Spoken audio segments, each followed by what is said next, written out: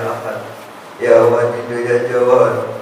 Shalli wa sallim wa barik ala sayyidina Muhammad wa ala ali sayyidina Muhammad fi kulli lamhatin wa nafasin bi'adadi ma'lumatillahi wa fuyudatihi wa amdadi. Fil dunya hasanah wa fil akhirati hasanah wa qina adzabannar. Bi fadli subhana rabbika rabbil izzati amma yasifun wa salamun alal mursalin walhamdulillahi rabbil alamin. Billahi taufiq wal hidayah. Assalamualaikum warahmatullahi wabarakatuh. Waalaikumsalam.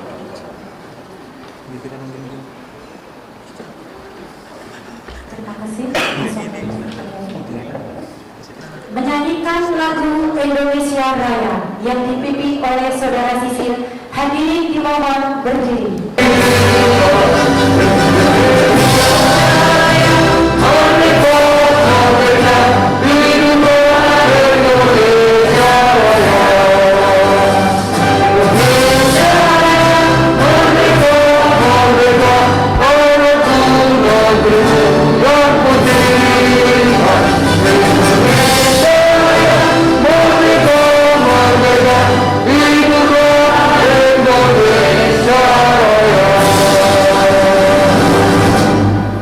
Hadirin dimohon duduk kembali.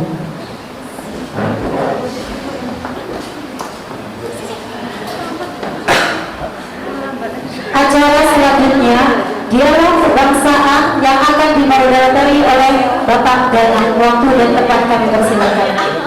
Ya, terima kasih. Assalamualaikum warahmatullahi wabarakatuh. Salam kebajikan, salam budaya, Om Swastiastu.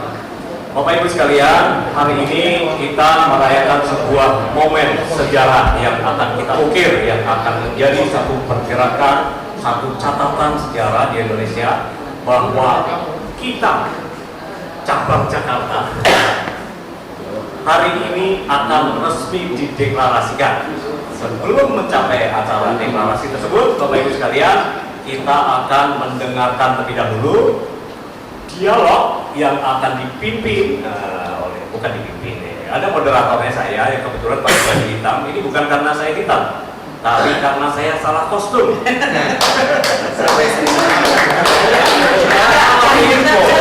Karena Mbak Kamel sebagai manajer acara tidak beritahu saya bahwa dress code-nya mestinya putih. Dan saya agak bagaimana dengan semua pembicara yang kita berikan aplaus hari ini, teman-teman. Seharusnya hari ini kita akan mendengarkan sambutan dari Kiai Mamani Manurah, tetapi dengan segala hormat beliau sangat menerima juga ide baru bahwa oke, sambutan untuk beliau nanti saja, karena ada yang lebih penting yang akan kita berikan hari ini, yaitu dialog tentang bagaimana menyikapi situasi faktual saat ini yang teman-teman juga sudah tahu. Kita masih di era pandemi. Ada normalitas baru yang sedang digaung-gaungkan, new normal katanya. Kita tidak boleh lagi deket-deketan. Saya nggak boleh lagi selingkuh sama Mas Prince. Deket-deketan sama dia itu berbahaya. Apalagi dia nggak pakai masker. Wah, repot itu. Nah, Bapak Ibu sekalian, sambil teman-teman tetap menjaga jarak dan teman-teman dari seluruh Indonesia yang saat ini sedang memonitor Zoom kita akan menjalankan dialog ini dan membahas mengenai pandemi, normalitas baru, dan moralitas. Tapi moralitasnya tidak ada pertanyaan, pakai moralitas lama atau moralitas baru. Karena teman-teman juga tahu, 2 hari terakhir ini demo-demo masih menyeruak di seluruh Jakarta ini. Saya kurang tahu di luar Jakarta ya. Demo-demo yang menolak Omnibus Law, demo-demo yang menolak Cipta Kerja. Bagaimana sikap kita sebagai kita, Kerapatan Indonesia Tanah Air, menyikapi situasi pandemi itu, menyikapi situasi demo itu, dan bagaimana sudut pandang kita memberikan masukan kepada masyarakat, kepada pemerintah dan kepada masyarakat agar menyikapi dengan arif situasi polemik demo ini yang kemungkinan besar juga ada tumpangan politiknya, ada kepentingan politik yang ditumpangkan di situ.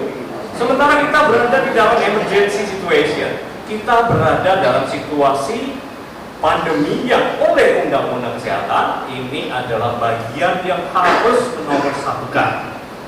Jadi apapun aktivitas harus mengacu pada protokol kesehatan. Nah, kalau demo gimana? Mereka berdesak-desakan, mereka tidak pakai masker, mereka saling bersentuhan. Untuk itu teman-teman sekalian, saya akan mengajak yang paling senior di kita, deklarator luar biasa kita, Kiai Hadi Maman Imanuha. Beliau adalah politisi muda yang bersinar, yang luar biasa, yang bisa membahas apapun, termasuk urusan telepon itu halal atau haram. Sekarang beliau akan kita minta untuk berbicara tentang pandemi dan new normal. Macam mana new normal di era pandemi? Nah, itu ya. Di samping Pak Kiai Maman, nanti akan ada Kang Mas kita yang memang kita hadirkan, seorang pengusaha sukses di Indonesia yang kebetulan terlahir tidak seperti dan tidak mirip sama sekali dengan Kiai Maman. Nah, tolong Mas Revano, kita berikan kita mau mengenal Mas Revano sudut pandangnya bagaimana dari segi pengusaha, dari segi kebetulan beliau juga datang dari kelompok golongan saudara kita yang minoritas. Bagaimana sudut pandang beliau, kekhawatiran beliau melihat situasi ini. Dan di sebelah kiri Kiai Maman ada tokoh pengusaha juga. Nah, tapi ini kebetulan datang dari kalangan yang mayoritas. Bagaimana sudut pandang beliau? Kita berikan aplaus dulu kepada Mas Priski. Pengusaha besar, sukses dengan hampir beberapa jenis usaha, tapi nanti biar dia aja lah yang menjelaskan usahanya apa aja kecuali boleh bilang juga ya. Baik Bapak Ibu sekalian, pertama kita akan mendengarkan kira-kira bagaimana tanggapan Kiai Maman selaku deklarator kita melihat situasi politik dan pandemi di saat ini, dan sekaligus beliau adalah salah satu anggota DPR di Komisi 8 yang sangat concern dengan urusan-urusan sosial. Karena itu kita akan mendengar, waktu dan tempat kita berikan kepada Kiai Maman. Kita berikan aplaus. Kiai, waktu untuk Kiai kurang lebih 2 hari dari sekarang ya. Silakan. Assalamualaikum warahmatullahi wabarakatuh. Salam Pancasila. Terima kasih ya, Mas Danang. Beliau itu di kita menjadi Menko-nya, Menteri Koordinasi Bidang Kajian, di mana seluruh isu-isu Indonesia itu di tangan beliau. Misalnya ada 10 isu besar yang ditangani kita, yaitu wira jiwa, wira bangsa, karena mitra, lalu cryptocurrency, mitigasi bencana dan lain sebagainya. Jadi ahlinya beliau untuk meneliti kita bagaimana Indonesia ke depan. Terutama untuk Mas Danang. Saya deklarasi Jakarta berbeda dengan deklarasi daerah di Medan, di Banten, di Jogja, di Cirebon, di kemarin di mana Pontianak dan sebagainya. Dan tentu itu tidak lepas dari tangan DPP pusat. Di sini ada Ibu Camelia Pandueta Lubis. Ibu Camelia. Jadi yang mendesain acara Jakarta itu lebih keren. Luar biasa. Saya mau sekalian perkenalkan para ini aja Pak, para kabinet saya. Nah, kalau itu Menko, ini menterinya, Menteri Revolusi Mental dan dan Pembangunan Kebudayaan, Pak Revano ini. Dan beliau keliling seluruh Indonesia juga untuk bicara tentang pentingnya punya perspektif optimis ke depan. Dan untuk Jakarta ada Kamahik. Kamahik itu ketua majelis hikmahnya. Jadi Jakarta, saya ucapkan selamat sebelum deklarasi ini. Kamahiknya beliau ada 17 orang. Jadi hebatnya di kita itu pakai nomenklatur Indonesia 17 Agustus 17 Kamahik. Lalu ada ketua kebijakan Mas Eko, ada sekretaris, ada Bu Bendahara juga, Bu Hilda, dan ada Dewan Perwakilan. Dewan Perwakilannya dipimpin oleh Ustadz Rijal. Nah, Bapak Ibu sekalian, 5 menit ke depan saya ingin menjelaskan tentang tema besar. Ketua Dewan Perwakilan sudah ketua Dewan Hikmah. Udah tahu. Kamahik. Ketua Majelis Hikmah bagian Kamasutra. Nah, jadi Mas Danang, tema besar dari kerapatan ini adalah normalitas baru membutuhkan moralitas baru. Jadi mau tidak mau, kita memang mengikuti normalitas yang baru, kenormalan baru. Dulu orang mengkritik perempuan pakai cadar, sekarang laki-laki perempuan pakai cadar. Mau tidak mau, Dulu orang kalau bersin ucapkan alhamdulillah. Sekarang kalau bersin orang lari karena dia nggak kuat. Dulu berkumpul kita kuat, bersatu kita teguh. Hari ini berkumpul kita harus jaga jarak. Nah, itulah yang disebut dengan normalitas baru. Dan mau tidak mau kita harus mengikuti itu. Normalitas baru itu. Tidak boleh, saya sampai bikin lagu khusus pakai bahasa Sunda tentang dulu yang harus kuat itu iman, sekarang imun. Dulu saya oleh Mas Rizky ini orang yang paling peduli terhadap penampilan saya. Kalau mau di TV mau apa, hampir seluruh baju saya termasuk sapu tangan itu beliau yang nyiapin. Jadi kalau dulu saya sering tanya, Kiai Maman, parfumnya apa? Pak Ketua, rapatnya nanti. Bapak, dulu saya sering tanya, parfumnya kok nggak dibawa? Hari ini dia nggak pernah nanya parfum. Kiai Maman, disinfektannya ada nggak? Hand sanitizer-nya ada nggak? Nggak ditanya parfum nggak ya? Nah itulah normalitas. Nah banyak orang yang mencoba untuk melawan normalitas itu. Misalnya saya datang ke masjid, dia bilang, kemarin saya datang di Banten Bapak, masjidnya itu tidak mau ada jarak karena Rasulullah menyuruh kita sawu sufakum fa inna taswiyatus sufuf min iqamatis sholahaini wa bismillah. Saya harus pakai bahasa Arab dan hadis supaya kelihatan kiai ini. Oh, Pak. Nah jadi hari ini tiba-tiba berjarak. Bagaimana sabda Nabi di sana? Padahal kita disuruh rapat. Ada yang menolak, Allah katanya pandemi ini hanya isu global, hanya cara agar kita memberikan vaksin.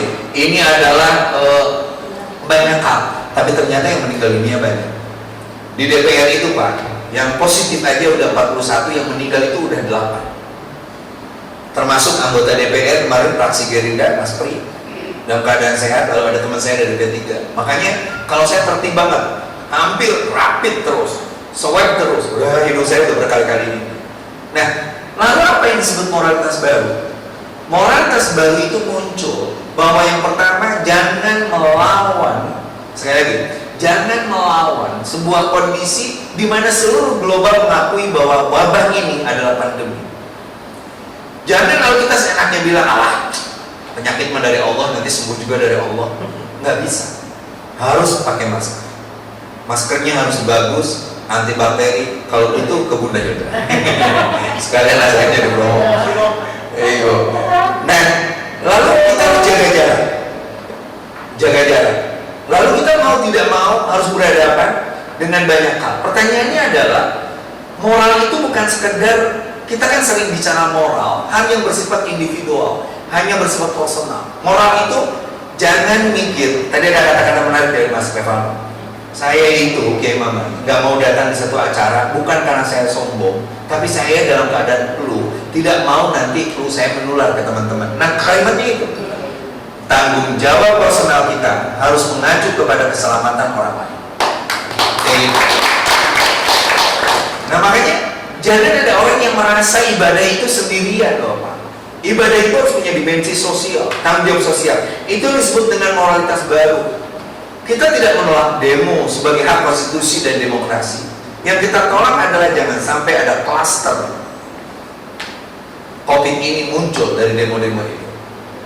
Nah, makanya kita misalnya soal Ciptaker sudah jelas bahwa kalimat kita sederhana. Pemerintah gagal melakukan konsolidasi, komunikasi, dan mengendalikan public opinion. Kenapa? Karena kalau pemerintah berhasil mengkomunikasikan Ciptaker ini dengan baik kepada buruh, kepada pengusaha dan sebagainya, sebenarnya siapa yang tidak mau Indonesia jadi negara maju? Ada 70% lapangan baru yang mau tidak mau harus diwadahi regulasinya, sementara kita ada 30% orang yang nanti akan ketinggalan.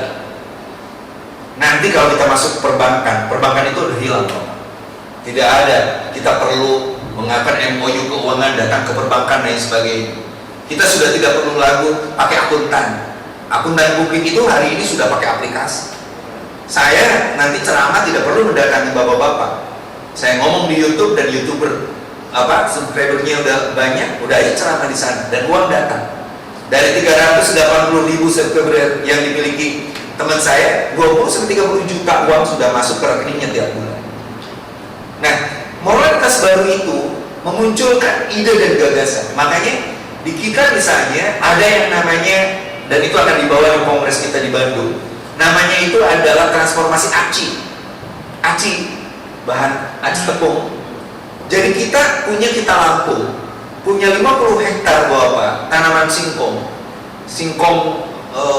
karet namanya, yang tidak enak dimakan tapi diolah jadi aci.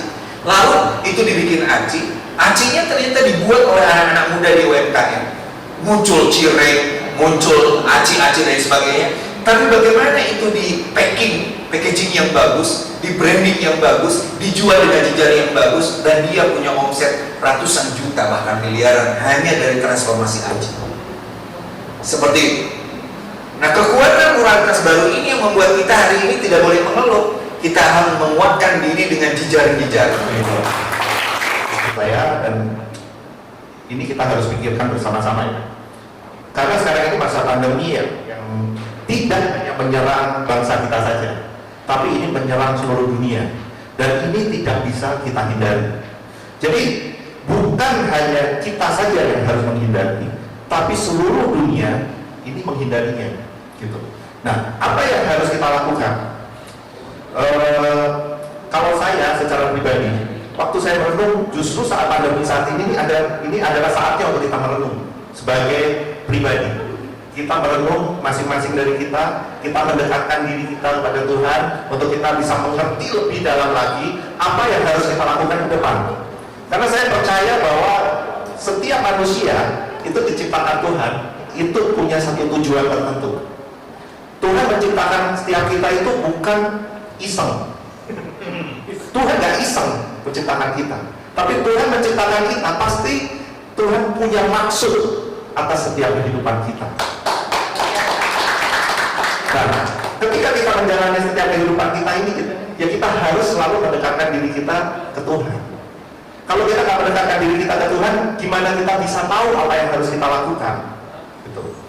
Menurut hemat saya, karena pandemi ini nggak bisa dihindari, jadi kita harus sekreatif mungkin untuk berbuat sesuatu, baik ketika kita melangkah maupun kita berusaha. Jadi kata kunci yang saya mau tekankan hari ini adalah kreatif. Karena Tuhan itu adalah Tuhan yang kreatif.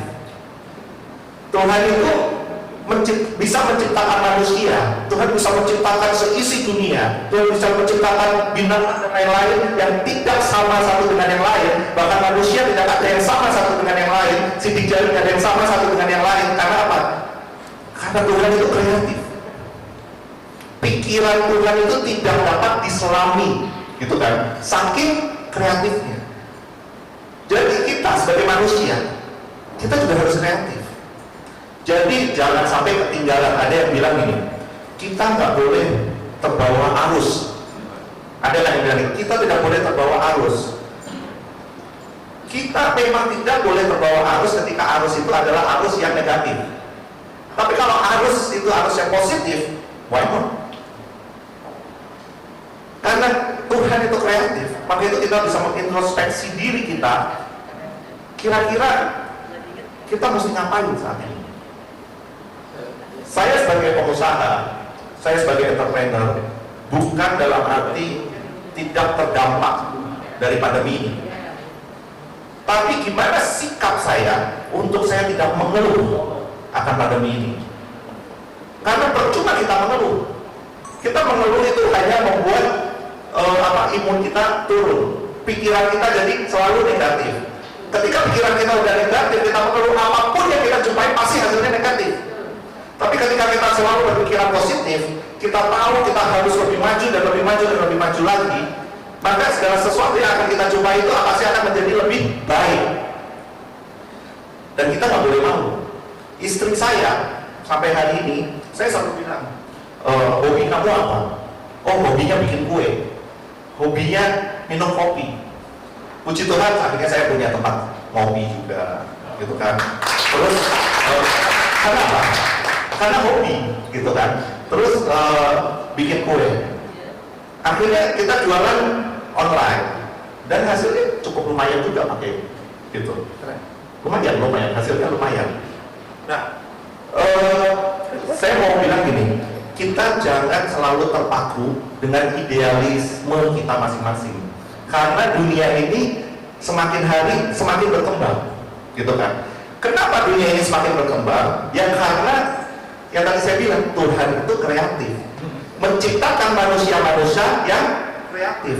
Kita berlomba untuk menciptakan sesuatu kreativitas yang baru di setiap kehidupan kita. Jadi kalau kita nggak kreatif, ya kita akan diam aja, bahkan kita akan ditinggal oleh yang lain. Apakah karena pandemi ini kita sekarang ya udahlah, kita diam-diam aja, ya udahlah mau gimana lagi, ya udahlah tidur-tidur aja gitu, kita tunggu aja pandeminya sampai selesai? Apa itu tindakan kita harus seperti itu? Saya rasa sih enggak. Kita harus berpikiran sekreatif mungkin supaya kita bisa maju dan bisa keluar dari pandemi ini. Iya, kalau besok vaksin keluar, gitu kan? Kalau ternyata vaksinnya masih mundur aja, maka kita juga mau mundur lagi. Apa? Dengan cara kreativitasan kita, kuncinya kreatif. Mungkin tadi Pak bilang bahwa memperkenalkan saya, Pak Revano ini pengusaha dari kalangan minoritas. Ya benar, saya minoritas Pak. Secara muka saya minoritas, tapi secara hati Pak saya mayoritas. Yang penting hati. Namanya priest. Priest apa artinya? Pendeta, priest. Ya, tapi bukan Judas priest. Dia adalah Ustadz priest. Nah, Ustadz pendeta. Kita dengarkan dulu. Kira-kira apa dia sampaikan? Silakan, dengarkan dulu. Bertanggung jawab terhadap diri kita. Kalau kita sakit, ya kita hindari untuk kita berada di kerumunan atau kita bertemu dengan teman-teman saudara atau lain. Jadi buat saya pandemi ini memang ujian dari Allah Subhanahu Wa Taala yang harus kita sikapi dengan tawakal tapi ikhtiar. Ikhtiarnya kalau dari sudut pandang pengusaha kita tidak boleh lantas kemudian kita hopeless. Setiap hari harus ada harapan-harapan baru untuk kita semua. Jadi walaupun dalam keadaan pandemi memang dampaknya luar biasa untuk kami sebagai pengusaha juga, tapi tetap kami juga memiliki kreativitas, bukan saja untuk diri kita sebagai pengusaha, tapi kreativitas ini kita dedikasikan untuk karyawan-karyawan ataupun yang ikut dengan kita. Kenapa demikian? Kalau saya dari sudut pandang pengusaha bahwa saya tidak akan bisa bergerak apapun, tidak bisa melakukan apapun tanpa karyawan-karyawan saya. Jadi kreativitas ini memang harus kita bangun untuk kita dedikasikan bukan hanya untuk diri kita, tapi juga untuk teman-teman sekitar kita.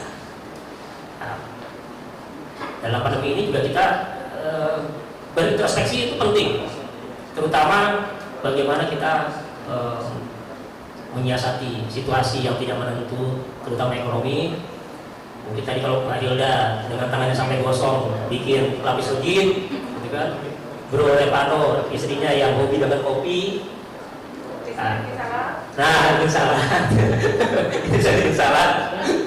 Memang masing-masing diri kita ini hanya kita yang tahu apa yang jadi kemampuan kita. Itulah yang harus kita keluarkan dalam masa pandemi ini. Sebagai contoh, misalnya kita punya istri hobi masak, kita tanya, kamu masak yang paling enak masaknya apa?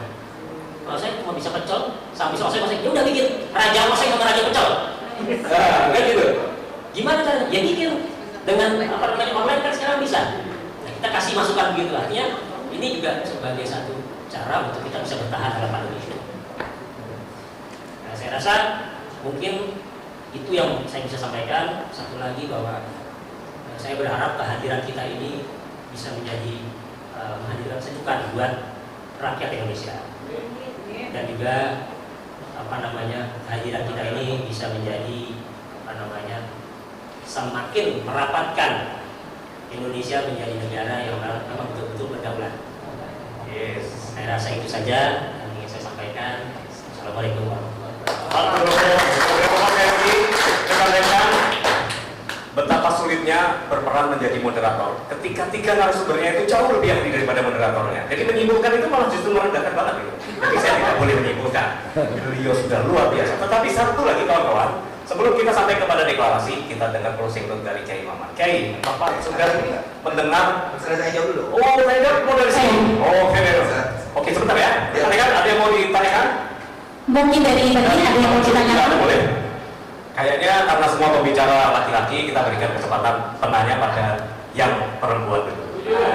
Mewakili teman-teman semua, bahwasannya kemarin tuh ada yang bilang nih Pak, di tengah-tengah, ya seperti yang Bapak bilang tadi, bahwasannya kerumunan orang, kurangnya pemerintah memberikan informasi kepada masyarakat sehingga menyebabkan masyarakat banyak sekali yang demo mungkin tidak membaca utuh. Mereka hanya seperti ini yang saya lihat, mereka hanya cuman ikut hoax-hoax saja. Tapi kalau kita bilang mereka salah, mereka merasa benar, ya kan? Yang demo pada saat itu walaupun tidak tahu dia merasa benar. Nah pertanyaannya adalah DPR saat ini Pak, mungkin sudah jelek sekali trademarknya di masyarakat.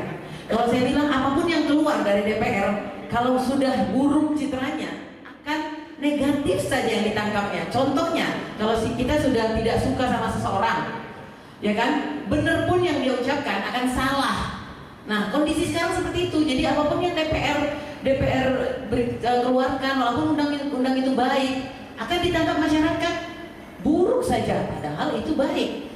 Nah walaupun kalian bilang itu hoax, ditangkap masyarakat itu bener saja gitu, walaupun itu bener hoax gitu. Nah pertanyaannya bagaimana nih Pak? Bapak ini anggota DPR, walaupun ketua saya kan suruh nanya ya, bagaimana kalian menyikapinya itu? Kalian nggak, pemerintah oke, dia tidak kurangnya memberikan, tapi kalian juga kurang gitu memberikan. Sepertinya DPR itu buruk saja. Padahal yang saya tahu banyak loh teman-teman. Bukan saya membela, saya bukan anggota DPR juga, banyak juga ada anggota DPR yang baik. Contohnya Bapak Kiai Maman ini ya kan. Nah tapi ataupun yang lainnya. Gitu. Tapi tidak terakumulasi itu semuanya buruk. Jadi tolong Bapak bagaimana Bapak menanggapi itu supaya citra kalian itu baik. Apakah 10 tahun ke depan kalian baru bisa memperbaiki citra itu? Apakah bisa secepatnya? Gitu. Itu sih dari saya. Mungkin buat Bapak Kiai, buat Pak Revalno, beliau ini adalah pengusaha hebat, muda ya kan, dan banyak sekali kata-kata yang bisa ditularkannya kepada kita semua saat ini. Nah selain itu Pak, coba berikan dulu tanggap buat teman-teman yang muda milenial itu menanggapinya. Mereka merasa seperti kemarin itu saya lihat Bapak ini pengusaha, melihatnya apakah berpengaruh demo-demo yang kemarin dilakukan anak-anak tersebut, pengaruhkan ke usahanya atau bagaimana, atau memang karena pandemi saja, atau bagaimana Bapak menyikapi undang-undang itu? Bapak kan pengusaha, apakah benar itu hoax? Apakah memang Bapak merasa dirugikan atau tidak? Itu sih tanggapannya untuk Omnibus Law. Terima kasih. Assalamualaikum warahmatullahi wabarakatuh. Saya sebenarnya bukan bertanya harusnya. Nah terpancing dia Pak. Assalamualaikum warahmatullahi wabarakatuh. Saya mau bertanya langsung ke sektor ekonomi, berarti ke pengusaha. Kalau ke Kiai Maman, tadi sudah banyak penanya dari Pak Kamel. Sudah 6 bulan sampai 7 bulan saat ini kita pandemi COVID-19. 6 bulan waktu yang sangat lama bagi seorang pengusaha yang notabene pengusaha menengah, apalagi pengusaha menengah ke bawah. Kalau pengusaha menengah, saya lihat di beberapa mal-mal juga sudah hancur. Mereka ada yang sudah dijual, ada yang tutup, belum tikar lah.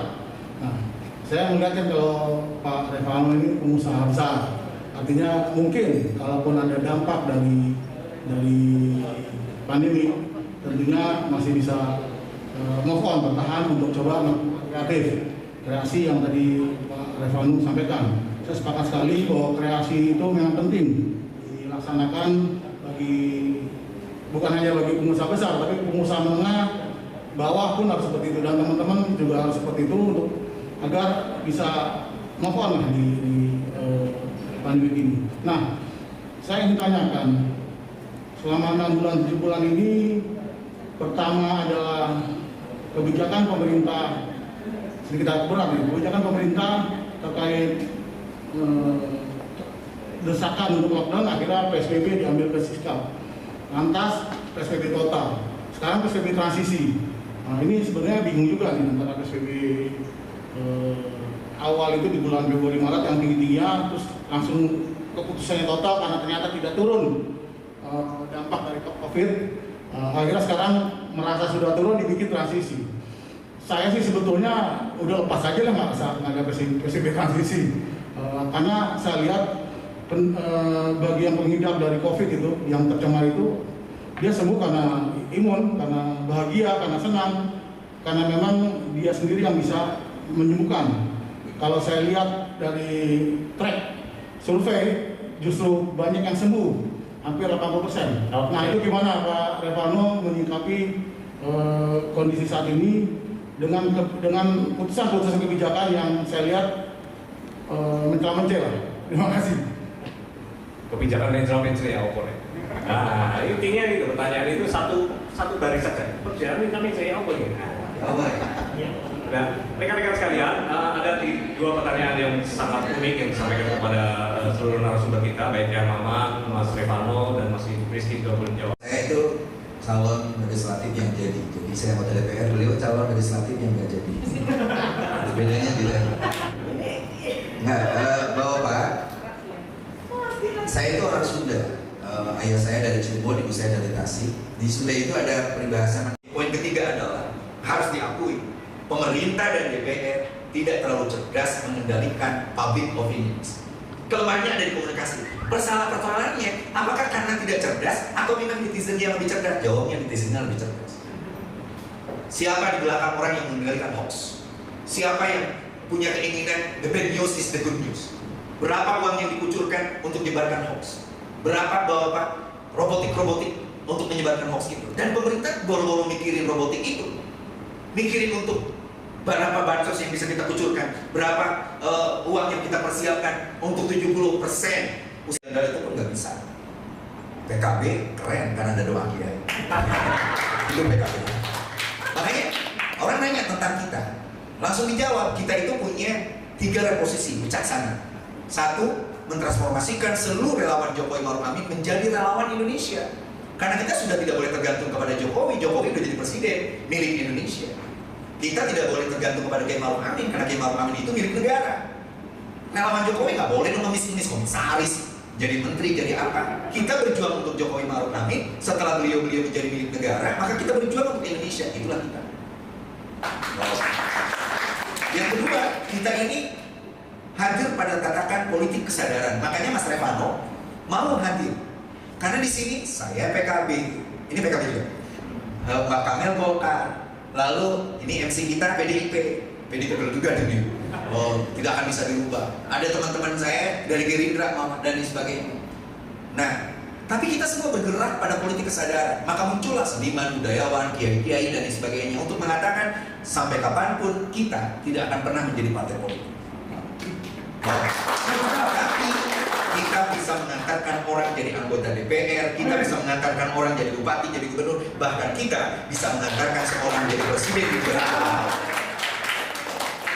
Makanya poin ketiganya kita ini adalah kita akan menjadi kailana mitra. Kailana itu dari kalian, yang menjadi kalian. Tidak ada kami, tidak ada kamu, yang ada kita. Pidato ini pidato Soekarno, bukan pidatonya Kiai Maman. 30 September tahun 1960, Soekarno ngomong di PBB di sidang ke-15, dia katakan, hentikan kami imperialisme, kami komunisme, kami Eropa, kami Amerika. Hari ini kita perlu bicara, kita warga dunia yang harus mengusung perdamaian dan kemajuan dunia. Jadi sama kalau kalian ngomong, jangan-jangan kita ini menjadi respon atas kami, cetek banget. Kita ini berhadapan dengan cita. Makanya nanti bapak, ibu pakai kaos. Boleh Ibu Hilda berdiri? Kaos kita ini lambangnya itu adalah C. Itu cita. Sini boleh. Wow, cita. Lalu ada titik 2 itu keseimbangan. Kenapa cita? Noah Harari, Bapak, penulis buku Homo Sapiens mengatakan bahwa kita bisa bertahan menjadi makhluk itu karena 3 hal. Pertama, karena kita punya imaji, punya cita-cita, punya ambisi, punya keinginan. Keinginan kita adalah Indonesia maju, Indonesia yang berdaulat, Indonesia yang berdikari, bukan yang pesimis, yang menghadirkan hantu-hantu masa lalu. Lupakan masa lalu dan mantanmu, mari kita bergerak di masa depan. Ini ada orang mencintai seseorang tapi ngomongin mantannya, ada kan aneh Pak. Kita sangat terganggu Pak dengan mantan-mantan dia. Sampai 8 tokohnya Kita ini selalu santun, ide dan gagasannya terukur, kita direkam, sehingga tidak ada kebusukan apapun kita. Oh, yang ada adalah istilah Mas Trevano tadi, niat baik, positive thinking, dan bicara yang baik-baik. Dalam bahasa hadis Nabi itu, innallaha thayyibun, innallaha thayyibun yuhibbut thayyiban. Allah itu baik dan mencintai kebaikan. Itu kita. Nah, komunikasi ini pun Bapak diarahkan untuk lewat Zoom meeting. Yang ada di sini paling 19 orang, tapi di luar sana yang mendengarkan kita itu banyak banget. Ini ahli alat komunikasi Bapak. Saya itu diajari Mas Revano, semua chatting saya itu tidak bisa dideteksi oleh Bapak, oleh siapapun. Namanya apa? Secure WhatsApp. Hari ini Bapak, saya bisa ngomong, ada berita saya misalnya, tapi tidak dengan suara saya. Tapi ada teknologi di mana saya ngomong seperti ini, tiba-tiba teksnya berubah. Seperti yang Obama pernah kena hack, seperti itu. Itu kemampuan komunikasi, dan komunikasi ada di tangan kita. Mau melakukan apapun hari ini dengan hoax atau kebaikan ada di tangan kita. Yang ketiga, kata Noah Harari, adalah kemampuan kompetisi, bertarung. Itu yang menjadi kata kunci Mas Rizky, Mas Revan. Kalau kita tidak mau bertarung jadi anggota DPR, tidak mau bertarung jadi pemerintah, makanya jangan sekarang kalau mau jadi presiden. Oh Pak, 2024 bikin partai, dipilih rakyat atau enggak, setelah itu ngajukan jadi presiden. Mau teriak-teriak dengan ada IG-nya Mas Revano sekarang, tiba-tiba saya dikendalikan dia untuk kalau mau ya nanti bertarung di 2024. Makanya sekali lagi, pertama DPR secara konstitusional itu selalu berpikir untuk rakyat. Yang kedua, kenapa DPR sekarang dianggap lebih buruk dari yang lalu? Karena DPR sekarang itu lebih terbuka, diakses oleh massa. Kita punya ini sendiri. Bapak-bapak hari ini dengan mengakses berapa yang hadir itu nggak usah datang ke sana, ada 32 tahun zamannya Soeharto. Di mana DPR bersuara? Apa yang mereka lakukan? Jangan lalu lagunya Iwan Fals tentang DPR masih menghantui otak kita. Salah banget. Kita jadi DPR berdarah-darah, masuk ke dalam kita bertarung, gebrak-gebrak meja, dan orang tahu mana yang kerja mana yang enggak. Bapak tidak duduk, diem, dapat duit kita hari ini dipantau. Saya reses, Bapak tidak bisa. Uang saya tidak dipakai, pasti dipakai karena ada laporan, ada dan sebagainya. Keterbukaan kita lebih hebat daripada Orde Baru. Masa mau berpikir DPR seperti Orde Baru? Kayak gitu. Tapi kan yang demo banyak dan sebagainya. Pertanyaan saya, yang demo dengan yang memilih partai besar mana? Apakah ketika kita menghancurkan pagar DPR, menghancurkan halte Sudirman dan lain sebagainya, dengan itu lalu berubah kebijakan? Tidak. Kalau mau berubah kebijakan, jihad, judicial review ke MK. Kalau mau berubah kebijakan, ayo siapkan untuk punya partai masuk DPR, kita bisa merubah undang-undang. Tapi kalau hanya teriak-teriak, lalu setelah itu nyesel, teriak-teriak setelah itu ngancurin, yang senang itu Pak, di DPR misalnya yang senang demo-demo lalu menghancurkan pagar itu adalah tukang pagar. Dia berharap mudah-mudahan rusak pagar DPR, mudah-mudahan tamannya rusak, lalu ada lagi. Sedangkan DPR itu high cost. Bapak-bapak kalau rumah saya rusak pagarnya, ya harga pagar itu, tapi di DPR harganya bisa 10 kali lipat. Nah seperti itu.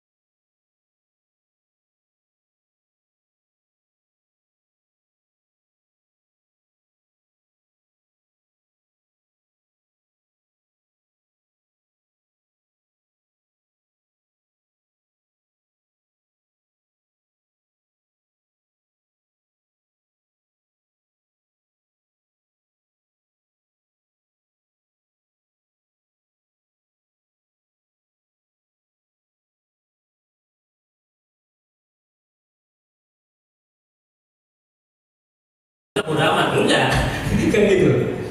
Tapi tetap kita berikhtiar adalah dengan menjaga diri kita sendiri dulu. Karena pandemi ini kita harus menjaga diri kita sendiri supaya yang lain juga terjaga. Tadi juga sampaikan oleh Pak Maman bahwa kita harus bertanggung jawab terhadap diri kita. Kalau kita sakit, ya kita hindari untuk kita berada di kerumunan atau kita bertemu dengan teman-teman sanak saudara atau lain-lain. Jadi buat saya